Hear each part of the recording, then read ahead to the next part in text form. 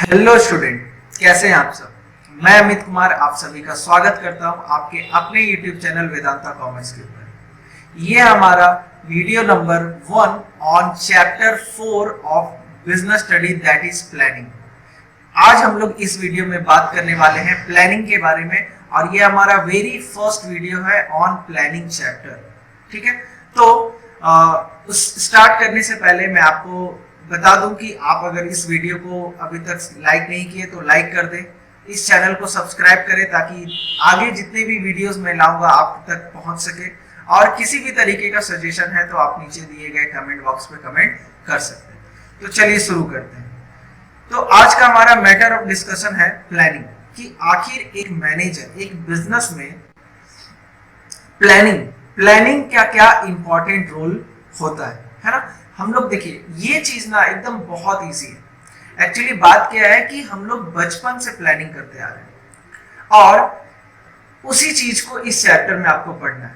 आप किसी भी काम को करो, किसी भी काम की अगर बात करें तो आप प्लानिंग करके ही काम करते हो, आप ऐसे ही किसी काम को नहीं करते हो। तो बस आप जो करते हो उसी कंटेंट को मेरे को एक्सप्लेन कर देना in term of this chapter. तो एकदम आसान है और एकदम इजी चैप्टर है।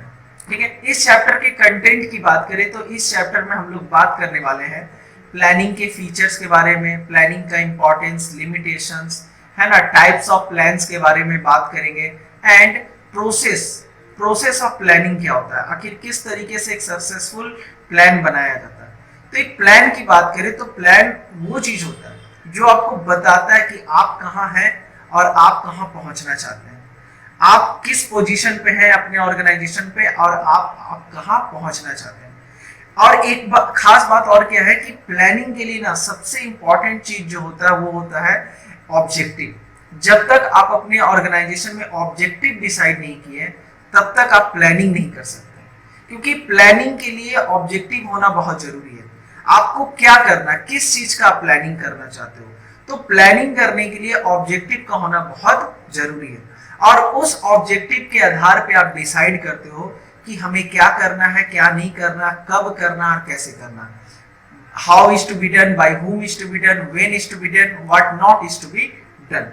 तो बेसिकली इस चैप्टर में हम लोग को प्लानिंग के बारे में पढ़ना है कि एक सक्सेसफुल मैनेजर अपने बिजनेस को सक्सेसफुल बनाने के लिए सिर्फ और सिर्फ पढ़ाई से बात नहीं होती है ना, सिर्फ और सिर्फ अच्छे रिसोर्सेज हो, जितने भी बेस्ट क्वालिटी का रॉ मटेरियल है वो अरेंज कर लिए, सिर्फ उससे नहीं होगा। एक प्रॉपर एक तगड़ा प्लानिंग होना बहुत जरूरी है। किसी भी ऑर्गेनाइजेशन का गोल अचीवमेंट जो होता है ना वो बाय चांस नहीं होता, बाय प्रॉपर प्लानिंग होता है, बाय प्रॉपर स्ट्रेटजी होता है। उसके पीछे एक टीम वर्क करती है, देन जाके वो अचीव करता है। तो वो प्लान अगर परफेक्ट बना है तो आप सारा का सारा काम बहुत ही अच्छे से कर पाओगे, है ना। और प्लान ही ऐसा चीज है जो कहीं ना कहीं आपके ऑर्गेनाइजेशन के आगे वाले एक्टिविटीज को भी परफॉर्म करने में हेल्प करता है। यानी कि आप कह सकते हो प्लानिंग जो है ना वो प्राइमरी फंक्शन है। बिना प्लानिंग के आप और कोई काम नहीं कर सकते। आपको याद होगा, आपको हम लोग सिखाए हैं कि फंक्शन ऑफ मैनेजमेंट की बात करें तो फंक्शन में क्या है, प्लानिंग है ना,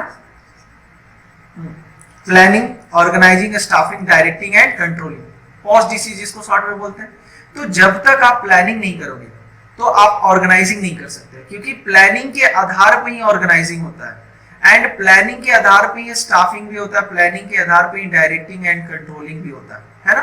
कहने का मतलब जैसे मान लीजिए आप प्लानिंग किए और आपको पता चला आपको 500 एम्प्लॉय का रिक्वायरमेंट है, तो आप 500 एम्प्लॉय कैसे पता किए, जब तक आप प्लानिंग किए नहीं पता चलेगा।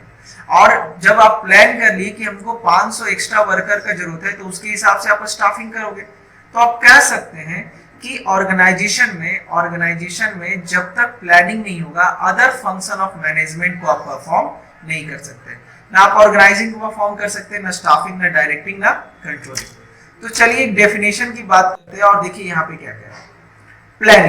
Planning can be defined as thinking in advance, पहले से थिंक करना, what is to be done, क्या करना है, when is to be done, how is to be done and by whom is to be done.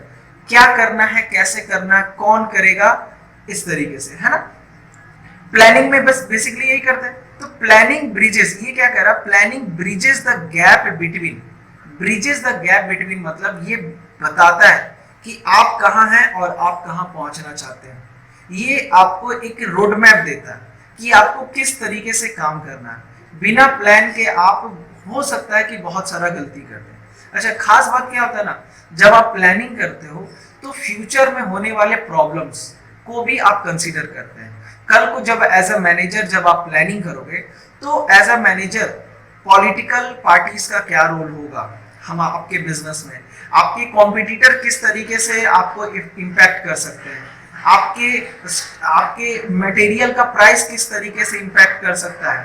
तो planning जब बनाते हैं तो फ्यूचर हम लोग प्लानिंग किसका करते हैं, पास्ट का नहीं करते, हम लोग फ्यूचर का प्लानिंग करते हैं। तो फ्यूचर में बहुत सारे अनसर्टेनिटीज हैं जो हो सकते हैं, जिसके बारे में आप सिर्फ अनुमान लगा सकते हैं, 100% कितना होगा ये पता नहीं। जैसे रॉ मटेरियल का कॉस्ट जाहिर सी बात है इंक्रीज होता है, तो कितना होगा इंक्रीज ये नहीं पता। तो जब आप प्लानिंग करते हो ना तो आप क्या करते हो, एक अनुमान लेके चलते हैं कि चलो 10% का हम ग्रोथ कंसीडर करते हैं।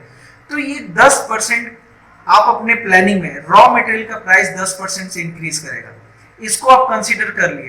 तो कल को अगर किसी भी तरीके का चेंजेस आता है तो आप उसको इजिली टैकल कर पाएंगे।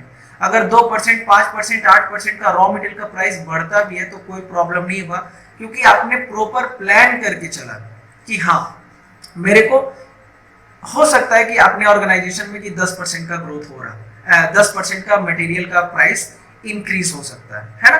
तो यही कह रहा है planning bridges the gap where we standing today, कहाँ हम हैं और कहाँ हम पहुंचना चाहते हैं, है ना। जैसे आप एक प्लान बनाए कि मेरे को, आप सेल्स मैनेजर है और आप प्लान बनाए कि 10% से सेल को इंक्रीज करना, तो ये जो 10% से आप सेल इंक्रीज करना चाहते हैं ये आपका ऑब्जेक्टिव है, और यही ऑब्जेक्टिव को फुलफिल करने के लिए आपको प्लान बनाना है।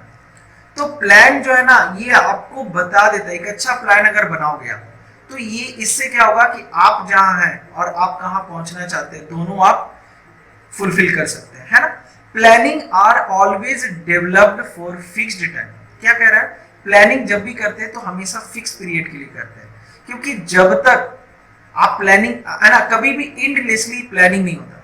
प्लानिंग के लिए हमेशा एक फिक्स ड्यूरेशन होता है, मतलब आपको सेल बढ़ाना है 10% से, तो हो सकता है कि आप 6 मंथ में बढ़ा रहे हो या फिर 3 मंथ में बढ़ा रहे हो या फिर 1 ईयर के लिए आप टारगेट रखें। तो ये एक फिक्स ड्यूरेशन के लिए होगा, ऐसा नहीं कि एंडलेसली आप बोल दिए कि हाँ 10% से सेल बढ़ाना है। जब भी प्लानिंग आप करते हो तो एक फिक्स्ड ड्यूरेशन के लिए ही करते हो, है ना। किसी भी तरीके का एंडलेसली मतलब कोई ऐसा प्लान नहीं होता है कि जो लगातार चल रहा है, आपको नए सिचुएशन के अनुसार नया नया प्लान डेवलप करना पड़ता है। तो बेसिकली प्लानिंग मतलब क्या समझे कि थिंकिंग इन एडवांस, क्या करना क्या नहीं करना, कैसे करना, कौन करेगा, कब करेगा, और ये गैप को ब्रिज के थ्रू फिल करता है कि कहां हम हैं। It bridges the gap between where we are and where we want to reach, है ना। एंड प्लानिंग जो है हमेशा फिक्स पीरियड के लिए होता है, एंडलेसली नहीं होता है। नेक्स्ट है आपका प्लानिंग का फीचर, ये आपको बहुत इंपॉर्टेंट रोल प्ले करेगा, आपको इंपॉर्टेंस और लिमिटेशन दोनों समझने में। पहला पॉइंट क्या कर रहा है, planning focus on achieving objective. Organisation के गोल को अचीव करने में, ऑर्गेनाइजेशन के ऑब्जेक्टिव को फुलफिल करने में प्लानिंग का बहुत बड़ा रोल होता है। आप ऑब्जेक्टिव डिसाइड कर लिए, बट उसके अकॉर्डिंग जो प्लान होना चाहिए उसके लायक उसके मुताबिक आप प्लान नहीं बनाए तो प्रॉब्लम हो सकता है। तो ऑब्जेक्टिव फुलफिल करने के लिए गोल को अचीव करने के लिए और प्लानिंग का होना बहुत जरूरी है। दूसरा पॉइंट क्या कर रहा है, प्लानिंग इज फ्यूचरिस्टिक। फ्यूचरिस्टिक कहने का मतलब जब भी प्लानिंग बनाते हैं, फ्यूचरिस्टिक मतलब ये फ्यूचर से रिलेटेड होता है। आप जब भी प्लान बनाते हो तो फ्यूचर का ही प्लान बनाते हो, आप कभी पास्ट का प्लान नहीं बनाते। और जब आप प्लानिंग बनाते हैं तो इस चीज का भी आप ध्यान में रखते हैं कि आने वाले केसेस में, आने वाले दिन में क्या प्रॉब्लम आपको फेस करना पड़ सकता है, किस तरीके से आपके कॉम्पिटिटर का पॉलिसी चेंज हो सकता है, किस तरीके से आपके पॉलिटिकल पार्टीज का डिसीजन चेंज हो सकता है। और आप लास्ट चैप्टर में देखे थे कि कैसे पॉलिटिकल पार्टी का डिसीजन, गवर्नमेंट का रूल्स एंड रेगुलेशन आपके बिजनेस को इम्पैक्ट कर सकता है। तो प्लानिंग कहीं ना कहीं फ्यूचरिस्टिक होता है, यानी कि जब भी हम लोग प्लानिंग करते हैं तो फ्यूचर का ही करते हैं, और फ्यूचर का भी आप प्रिडिक्शन करते हैं कि हाँ हो सकता है आने वाले समय में 10% का रॉ मटेरियल का प्राइस बढ़ जाए, टैक्स रेट बढ़ जाए, तो उसके अकॉर्डिंग आप प्लान करते हो। थर्ड क्या कह रहा है, प्लानिंग इज परवेसिव। परवेसिव मतलब यूनिवर्सल, और यूनिवर्सल कहने का मतलब यूनिवर्सल, और यूनिवर्सल कहने का मतलब हर जगह रिक्वायर्ड है। आप किसी भी तरीके का ऑर्गेनाइजेशन देख लो, वहां पर प्लानिंग का होना बहुत जरूरी है, और प्लानिंग का तो होना जरूरी है ही, साथ ही साथ ये अलग अलग लेवल पे भी बनाना पड़ता है। मतलब टॉप लेवल वाले सिर्फ प्लानिंग नहीं करते हैं, top level, middle level, lower level, सारे लेवल की एम्प्लॉय प्लानिंग का काम करते हैं। सिर्फ और सिर्फ टॉप लेवल का काम है प्लानिंग का, ऐसा नहीं है। Top level rules and regulation frame करते हैं, प्लानिंग बनाते हैं, मगर फिर जो मैनेजर्स होते हैं, जो मिडिल लेवल पे काम कर रहे हैं, वो अपने अनुसार उनके डिपार्टमेंट का जो टारगेट है, जैसे वो प्रोडक्शन डिपार्टमेंट का मैनेजर है, तो प्रोडक्शन डिपार्टमेंट में कैसे काम होगा प्रोडक्शन मैनेजर करेगा प्लानिंग उसका। फिर उसके बाद अगर सेल्स डिपार्टमेंट का, तो सेल्स मैनेजर डिसाइड करेगा कि कैसे काम होगा। तो बेसिकली बात करें, सुपरवाइजर अगर है लोअर लेवल में, तो सुपरवाइजर कैसे अपने एम्प्लॉय को टैकल करेगा, वो उसका प्लानिंग करेगा। तो प्लानिंग की बात करें तो ये यूनिवर्सल है, परवेसिव है, बिकॉज एवरीवेयर रिक्वायर्ड है, चाहे वो irrespective of their size, irrespective of their nature, irrespective of their geographical location, planning is everywhere required। ठीक है। नेक्स्ट पॉइंट क्या कर रहा है, planning involve choice and decision making. बहुत अच्छा पॉइंट है ये। आपको पता है प्लानिंग जब आप करते हो तो आपको किसी भी काम को, देखो किसी भी काम को करने का ना बहुत सारा तरीका हो सकता है। एक काम को करने के लिए, जैसे मान लीजिए सेल बढ़ाना है 10% से, तो 10% से अगर सेल को इंक्रीज करना है तो ऑप्शन क्या हो सकता है, आप डिस्काउंट दे दीजिए, या फिर आप बाय वन गेट वन कर दीजिए, है ना, हम बोलते हैं, आप ध्यान रखिएगा, बाय वन गेट वन कर लीजिए, या फिर आप नया प्रोडक्ट लॉन्च कर दीजिए मार्केट में, तो भी सेल बढ़ जाएगा, या फिर आप नए मार्केट में एंट्री करिए तो भी आपका सेल बढ़ सकता है। तो देखो अपना कंपनी का सेल बढ़ाने का कई तरीका हो सकता है। कस्टमर अट्रैक्ट करने के लिए एडवर्टीजमेंट ज्यादा करिए, डिस्काउंट दीजिए, by one get one free कर दीजिए, या फिर आप नए प्रोडक्ट लॉन्च कर दीजिए, या फिर जहां पर आपका पहले बिजनेस नहीं था वहां पर अपना बिजनेस खोल दीजिए। तो इस तरीके से आपका कस्टमर बेस, कस्टमर का सेल जो है वो बढ़ जाएगा। तो बहुत सारा ऑप्शन है 10% सेल इंक्रीज करने का, मगर क्या सारा ऑप्शन सेलेक्ट कर लेंगे? नहीं, जरूरी नहीं है। हो सकता है कि कोई एक ऑप्शन सेलेक्ट किए कि चलो भाई न्यू ब्रांच खोल देते हैं उस शहर में जिस शहर में मेरा ब्रांचेस नहीं है, या फिर आप कॉम्बिनेशन ऑफ चॉइसेस को आप ऑप्ट कर सकते हैं। जैसे आपको हम ऑप्शन क्या बताए कि एडवर्टीजमेंट करके भी सेल बढ़ा सकते हैं, या फिर न्यू एरिया में अपना बिजनेस सेटअप करिए, या फिर दोनों, न्यू एरिया में भी बिजनेस सेटअप किए और एडवर्टीजमेंट भी किए, तो भी ये भी तरीका हो सकता है। तो प्लानिंग में क्या होता है ना कि जब आप प्लानिंग करते हो तो जो ऑब्जेक्टिव है उसको फुलफिल करने के लिए जितना भी पॉसिबल तरीका है आप उसको सेलेक्ट करके उसको सबको इवेलुएट करते हैं, और आपके ऑर्गेनाइजेशन के अनुसार जो बेस्ट सूटेड है उसको आप सेलेक्ट करके आप उसको इंप्लीमेंट करते हैं। तो ये कहीं ना कहीं क्या हो गया प्लानिंग का एक फीचर्स, कि planning involve choice and decision making. पहले तो आपके पास जितना सारा चॉइस है उसको लिस्ट करिए, और उसमें से जो बेस्ट है उसको सेलेक्ट करके, इवेलुएट करके, सेलेक्ट करके उसको इंप्लीमेंट करिए, है कि नहीं। नेक्स्ट आपका कह रहा है continuous process. Planning is a continuous process. क्यों? क्योंकि एक बार प्लानिंग करके आप छोड़ दिए तो दिक्कत है। एक बार प्लान सक्सेसफुली, आप जैसे प्लानिंग कैसे बनता है, पास्ट एक्सपीरियंस में आप पिछले बार जो प्लान बनाए थे वो सक्सेसफुल रहा, इस साल भी सेम प्लान बनाए और एकदम प्लान बना के छोड़ दिए, उसको रीवैल्यू नहीं किए, तो प्रॉब्लम है। प्रॉब्लम क्या है? क्योंकि हो सकता है कि आप सोचे थे 5% का इन्फ्लेशन, हो गया 10% का इन्फ्लेशन। तो ये जो 5% एक्स्ट्रा इन्फ्लेशन हुआ है, कहीं ना कहीं आपको इसके लिए प्लान बनाना पड़ेगा। हर छोटे छोटे टास्क के लिए आपको अलग से प्लान। हो सकता है कि अचानक से आपके फैक्ट्री का मशीनरी खराब हो गया, आप ये एस्टिमेट नहीं किए थे, तो इसको भी टैकल करने के लिए फैक्ट्री का मशीन खराब होने के कारण 2 दिन तक इंडस्ट्री ठप पड़ गया, तो 2 दिन तक जो प्रोडक्शन नहीं हुआ उसको कवर अप करने के लिए आपको क्या करना पड़ेगा, एक नया प्लान बनाना पड़ेगा।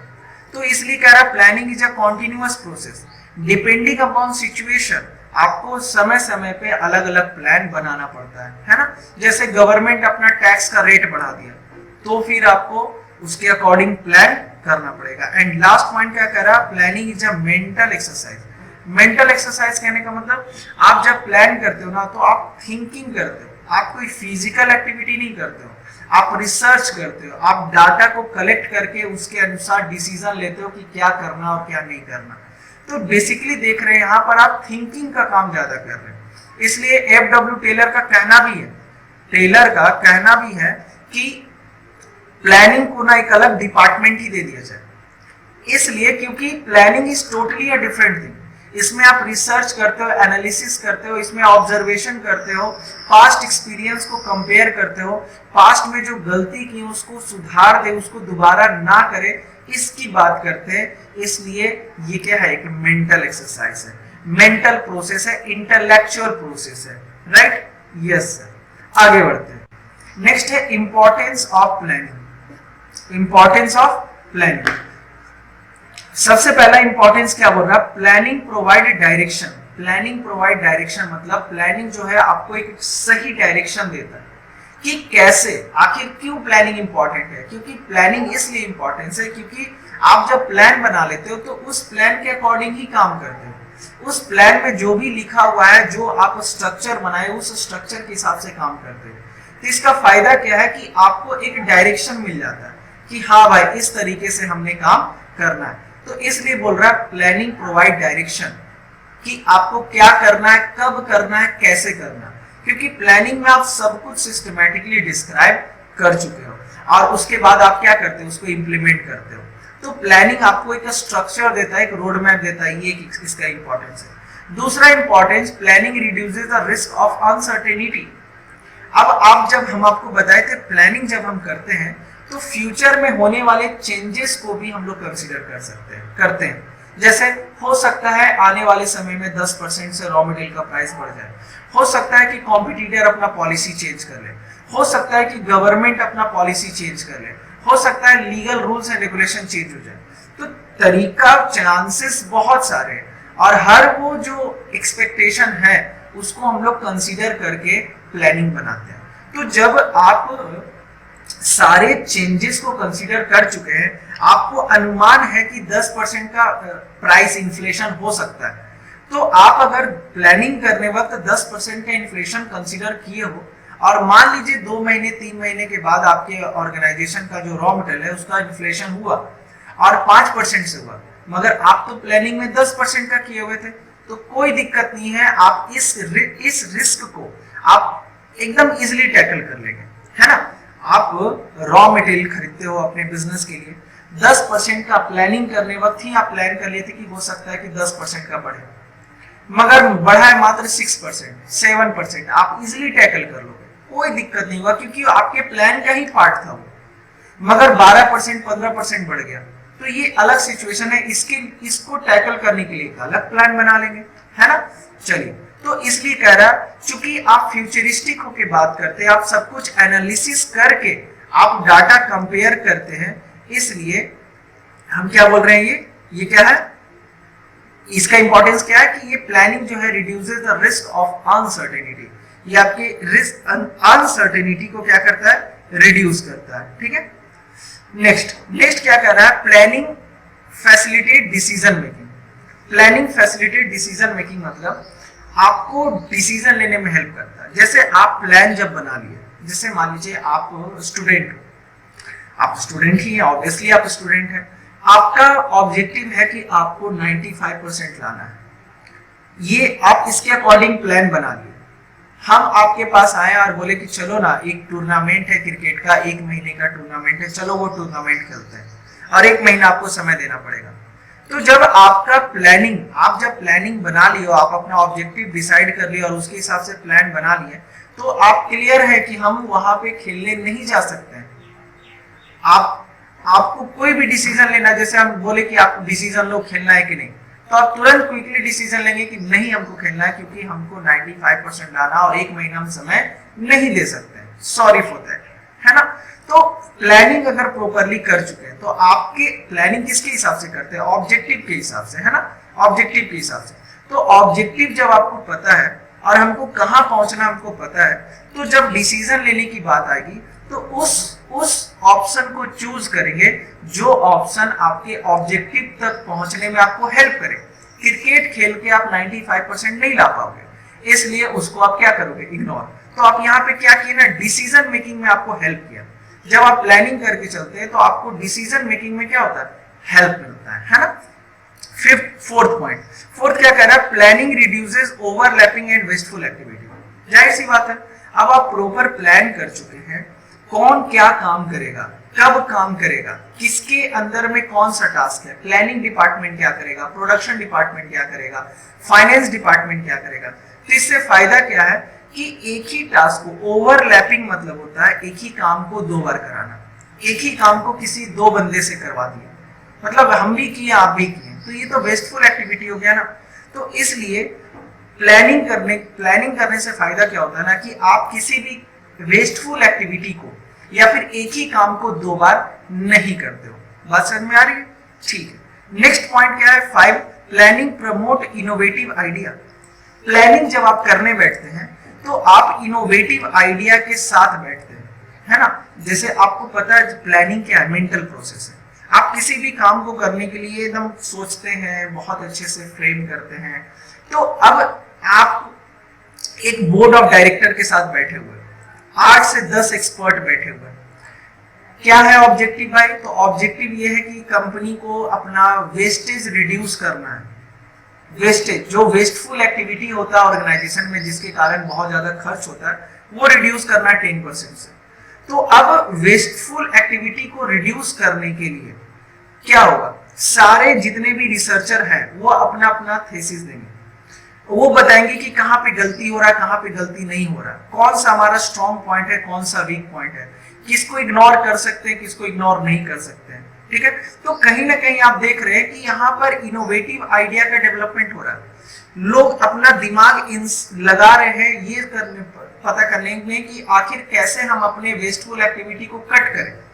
तो जब सोच के और एकदम एक इनोवेटिव आइडियाज के साथ बैठते हो तो एक नया आउटपुट आता है। इसलिए कह रहा है कि प्लानिंग जो है ना, प्रमोट इनोवेटिव आइडियाज।